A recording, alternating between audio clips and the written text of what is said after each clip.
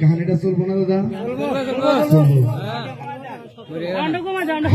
sound একটু বেশি সাউন্ডটা কমাই দেই তো কথা হলো গাহানেতে এই লাইনের গানটা গান এটার পর আরেকটা গান গাবেন